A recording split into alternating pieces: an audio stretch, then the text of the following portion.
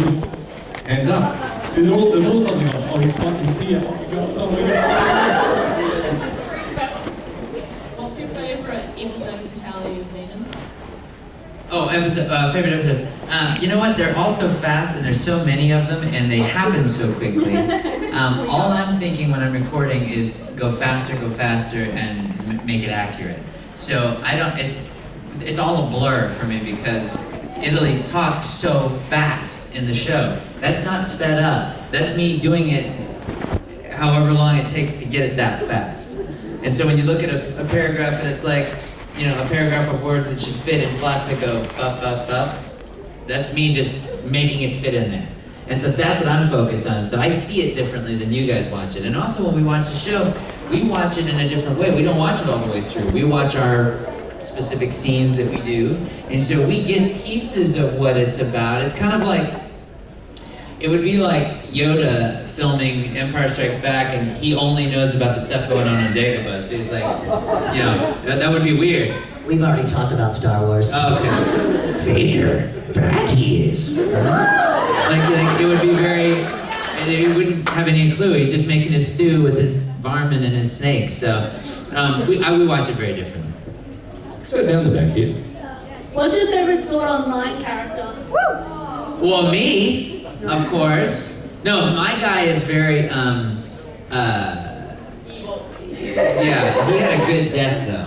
Like, I like the way my guy died in the show, because it was like, man, he's so bad, like he needs a fitting death. Oh, okay, that's good. That's good. Other than that, it's the same thing. I only saw the evil stuff, so I only saw the stuff that I did. So, from my perspective, that show is nothing but nasty and evil. Yeah. Sounds like the law firm that handled your divorce. That's right, that was We're just going to keep quite reading little lines. evil. What made you want to do the Scarlet Ammo? Well, it's not something that it's interesting because I find that projects like that aren't things that like I want to do that, so I'm going to pursue it. And as much as an agent or the studio brings these properties to you and says, please audition for this, etc. Projects that like I feel compelled to do, or projects like that I'm going to produce or seek out and like want to be involved in, like Star Trek Continues with Vic. I knew that was going to be what it is today. I didn't know the scope of it, but I knew it was going to be good in the sense because I know Vic is so savvy about Star Trek, and he's such a perfectionist. It's kind of like I hitch my starship onto the Enterprise, and I know it's going to go somewhere. And so that's an example of like, okay, I need to go for this and rally for this and audition for it. But yeah, you know, it's like, I think it's a good mixture of like audition, you know, we just get auditions and sometimes we get called and we're cast and stuff, and it's just it's a mix. It's cool. Yeah. Don't say no to a lot of work. And it's not also like you just make a choice to do something. It's always somebody else's hand in it that's sort of guiding you, what you end up working on.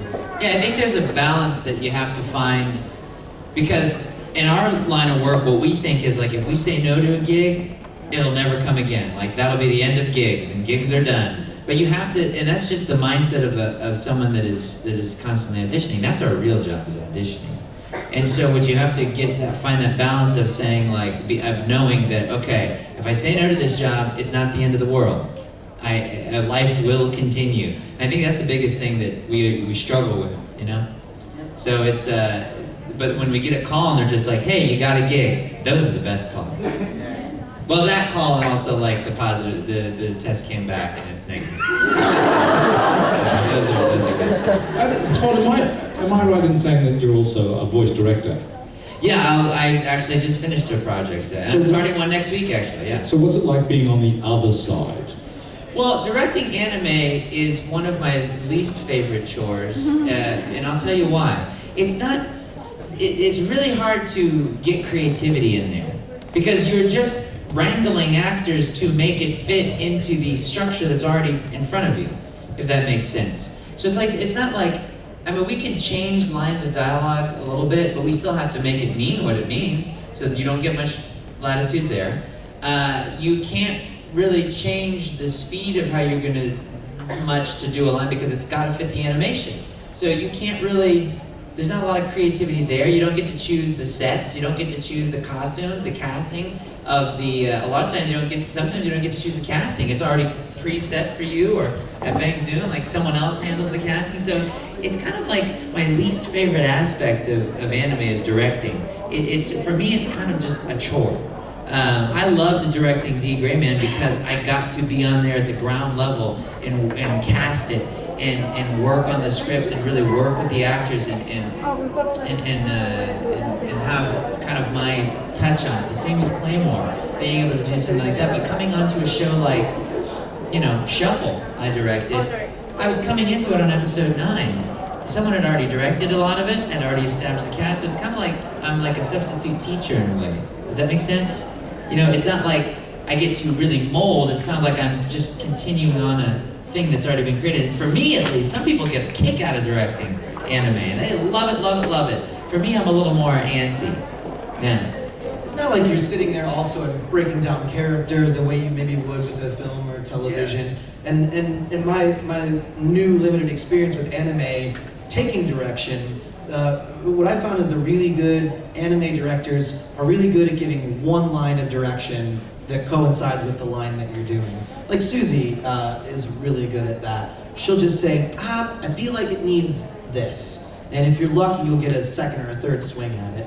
And but she's not sitting there breaking it down, and all those technical aspects that Todd's talking about, that's the primary focus. So if you can do that quick and fast and get the product of the performance they want out of you, I really find those anime directors really kind of fun and easy to work with. But it does seem like it would be a difficult skill to acquire, and not necessarily a blast either. Yeah, because it's kind of like almost like a thankless job too, because there are no directors here from the shows that we're doing, So they're kind of like in a studio, looking at the engineer, looking at the actor coming in, looking at the client, and those are all the people they see at their convention, the director convention of life. Like, they don't get to come out here and say hi to everybody and see the feedback and see what people think of the shows and things like that. And so it's kind of like I like other aspects of it, for sure. I know your roles in it were quite small, but what's your opinion on Penny and Stocking? Oh, Penny and Stocking, that's a wild show and it looks wild, and I'm happy to join a show that's called Penny and Stocking. And where can I watch this show? It's, okay, there we go, yeah, right there, and hopefully, if there's more of it, hopefully I can come back and play the nasty characters I play. I was gonna say, are you the panty or the stocking? The panty and stockings are two girls, and I am not one of them. Yeah, hi, I really enjoy the anime Death, or the Death kid that you Oh, Soul Eater. Yeah. Thank you. I just wanted to know, do you have to prepare for when you do the role? It's kind of, in the same way, a lot of anime is improv in the sense of, when you go in and you're doing the role, you don't see the script until moments before you're about to record it.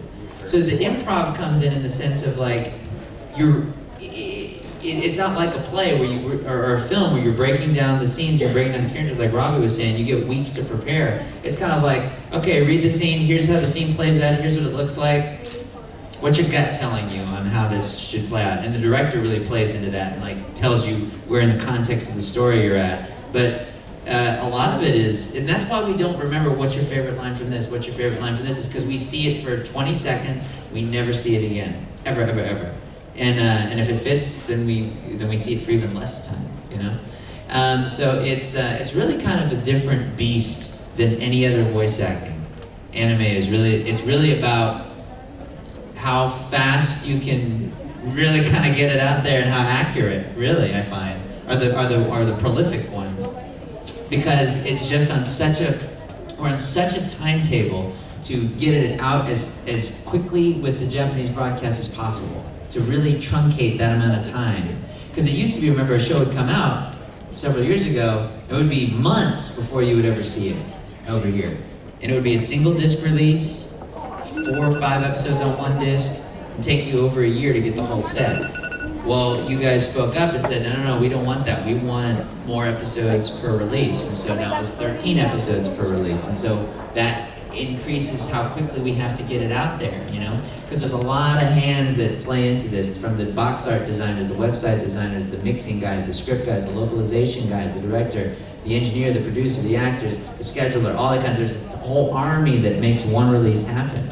And when you truncate that timetable, you gotta work that much faster to make all those pieces work together, you know? For perspective's sake, when you work on a piece of original animation, like, you know, Todd was in Core, right? Mm-hmm. Yeah, or a show, anything that's going to be on Nickelodeon, Cartoon Network, Disney, anything like that.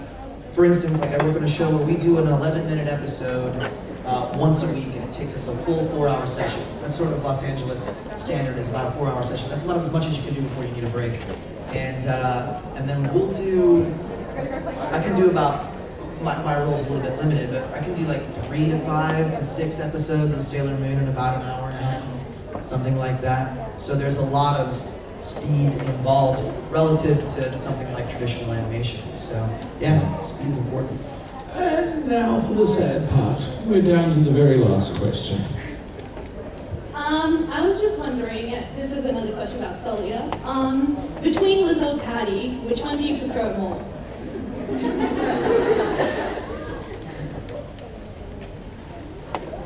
So why can't I prefer both? Is there a reason? Like, You're a modern man, you can do whatever. how about, listen, I like things in pairs. I've got 2 arms, I've got 2 ears, 2 eyes. I'll take both girls. I like them both. I knew I liked you. Well, guess what? That wasn't the last question. We've got more time, so this is even better. So, now I've got to walk all the way back down there again.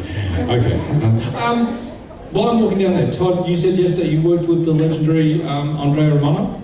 Yeah, I worked on Legend of Korra with her, and she was fabulous. She's directed, I mean, if you've seen it, if it's animated and you've seen it, she had a hand in it. I mean, she was really responsible for some really fantastic careers like Rob Paulson, Jess Harnell, and Animaniacs, and Batman the Animated Series, and one of these iconic shows. She has a hand in that, and to work with her and see her in action and is really, the confidence and the skill there is rare and impressive. Yeah, very good. What are your thoughts on Free, the anime? I don't normally seek out shows that, I mean, unless I'm working on them, that have a lot of half-naked man meat. And that's what Free is. Can I watch this show? I'll send you a copy.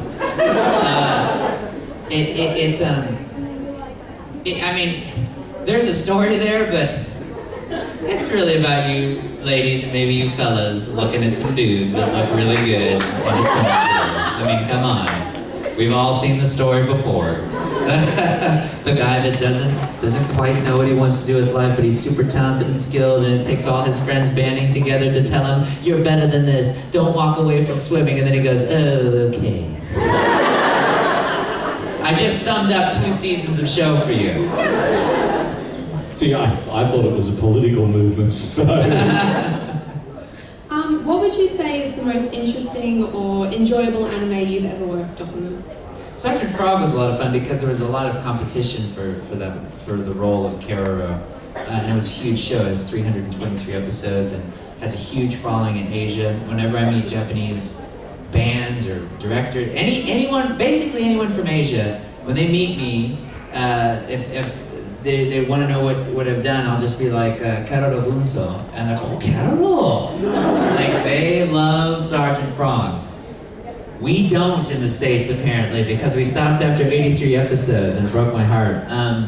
That was a lot of fun because there was a lot of improv in that show that actually made it in. So a lot of inside jokes that I had with, college roommates and things like that, I put in there and it stuck. And so it became a thing. And some of my favorite lines from that show were improv lines that got past the brass at Funimation and stayed in and became some of your favorite lines. I can't say them right now because I can't self-bleep. I don't have that sound effect in my repertoire, but Sergeant Frog was great. Working on Fairy Tale, of course, is fun because I've been working on this show for a really long time, for many years now. Man, what other... I guess the first time I walked into a Full Metal Brotherhood session, that was... Because I didn't know what show I was working on until I got into the booth. He just said, you're going to be a prince. Just come on in and play it. And then when I saw Ed, it's like, oh, right on. Righteous. Decent.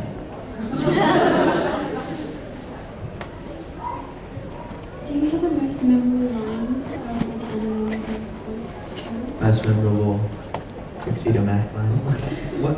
This is your half of the panel, bro. you kind of answered it. That's a great question, but they pop out of my head. Yeah. I mean, we really do see that script. I'm not kidding. We do not get it before. Like, we see it the second we're about to record it. They put it on there, on the little digital pad. We see the scene play out in Japanese. Then it comes in, 3 beeps come in. We have to try to make whatever line is fit into that animation. We do it. If it fits, bam, next line. That's the last time we'll ever see that line. I can remember one word that I like. Instead of saying farewell for about, do you guys know Moonlight Night? It's a really weird, and he stops saying farewell, he stops saying, and he just goes, adieu. And it's really silly, in like my worst French accent. Yeah, I don't do a French accent. Besides which, if it's a tuxedo mask line, we don't have 20 minutes. Well, you know, you were saying earlier about his endless poetry. That's true, that's true. Yeah. I'll take a one-word line. What was it like working on The Legend of Korra? Working with, it was cool because it's a lot of on-camera actors that are coming in and recognizing, like, oh, you're in Arrested Development, and like, oh, you're J.K. Simmons. Whiplash is cool, and then like working with all these, like, it's so funny, and they try to hide what they do from you in a sense, because we're all feeling each other out. But like one girl who's in like, what are those movies? Not So You Think You Can Dance, but Step Up. She's in all those Step Up movies. And she tries to like hide that from me, in a way. It's weird. Like, she thinks all of a sudden I'm gonna be like, how did you know I love dance? Like, I'm just sitting there being me. Like, basically, guys, this, it's pretty much how I am. Like, and so like, I'm sitting there and I don't feel like I'm giving off a vibe of like, man, if you say dance, I'm gonna go nuts. Like, but she's talking like, she goes, oh, I was in New York doing a project. I go, oh, what project? She goes, oh, just a film. I go, okay. I mean, what, do I need a passcode? Like, what's the film? She goes, oh, just, I was dancing in it. And so I go home and I use Google, and then I look it up and I go, oh, wow, she did. And then I was working with Zelda Williams, who I had no idea that Robin was her father. And I'm like, oh, your parents like video games? Is that why you're Zelda or whatever? And she's like, yeah, my dad really likes video games. I'm like, oh, okay, cool. And I think also it's partly that they assume you know who they are also, because they're just like, oh, cool, right on, very cool. And then I had no idea, and then I go look up Zelda. We're just, you know. I just IMDb people right in front of them. Like, while I'm talking about it. Yeah. I did that to you the first time we ever went to dinner. That's true. Oh, yeah. This guy seems nice. Yeah, but she totally was, yeah, no good, because then I saw the resemblance afterwards. I'm like, oh yeah, I see it. But working on Legend of Korra was great to work with these wonderful actors, and then go to the movie theater and then watch a movie and like, oh, there's PJ. Like, I just was working with him. He was just messing up in the booth. And like, oh, Bud Bundy is here. And like, I asked him about his rap album. And his unfortunate rap album. He said it was unfortunate, I did not. But yeah, so it was fun. Now we are actually down to the last question. As someone wanting to break into the industry recently, sort of been a bit of a childhood dream, so looking in the mirrors, doing the and stuff like that, as you mentioned earlier. Where is a good start? Where pretty much sums it up? Let our powers combine. Thank you for ending on the most commonly asked question at all voiceover panels. It is a great question. It's a great question, so I'm glad you asked it. We'll probably give similar but maybe opposing answers. You have to love it first and foremost. I know that sounds a bit cliche. You have to love acting, and you have to love the medium and the genre, because that love is what will propel you through all the crappy parts of the business. Getting rejected every single day, all of that stuff. So I don't know you. You could be very, very skilled. Maybe you are. And you gotta hone that skill. And then I wish it was like a magic bullet. Like, oh, you take this class from this person, and you do steps 1 through 10, and then you get to be a voice actor. And it's a day-to-day grind, no matter what level of success you are. Even the guys that have been doing it for 30 years that are my icons still get up and do auditions just like I do, and they might be at a different level, so that part of it is. So a good place to start would be if you haven't already taken a local theater class or an acting class, or done a little bit of voiceover with friends, something like that, where you get real, honest, objective feedback. Do that and see if you like it, and see if you have an aptitude for it, and then start to walk into maybe some more formal training. Yeah, no, he's and I would say basically educating yourself on all aspects of voice acting, because you may find that, you know, you want to be a sound engineer more, or you may find you want to do voice acting more, you want to be a director more, a producer or a writer. You only discover those things when you dip a toe in and go to the career buffet and try those different things, because inevitably also that also strengthens, it's a synergy, because all those things are combined, they work together, that help strengthen the aspects you want to be involved in. So directing and writing and producing will only help you get a stronger voiceover hold, you know, because you're working in areas that are similar. And you meet people along the way that can help you and give advice and, you know, recommend you for projects or hire you for projects, etc. So doing that, and also going online and on YouTube, there are a ton of panels that have been recorded where we answer that question a lot of different ways. And there is no set path. I mean, this business, like, it can be your best friend or it can kick your ass. And it doesn't matter what day it is, it can sometimes do it the same time in the same day. So that's why you gotta really love it, because it is so fickle.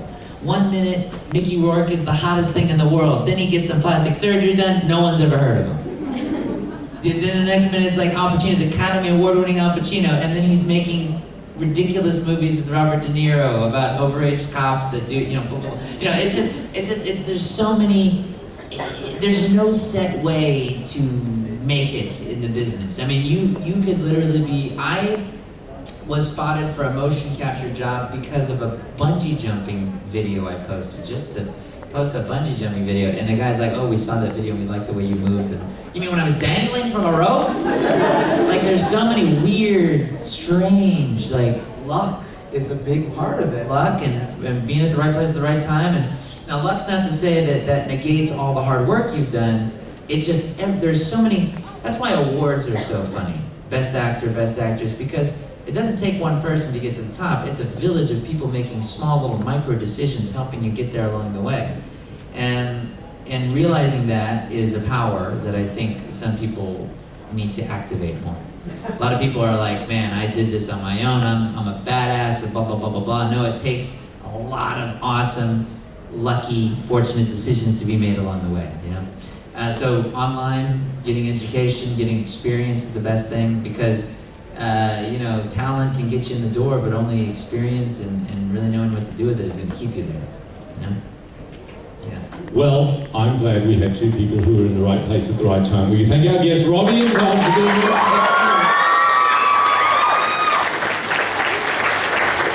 And we'll hope you at your areas signing for the rest of the afternoon. Yeah. And Todd will be having competitions to see who can lift the hammer. That's right.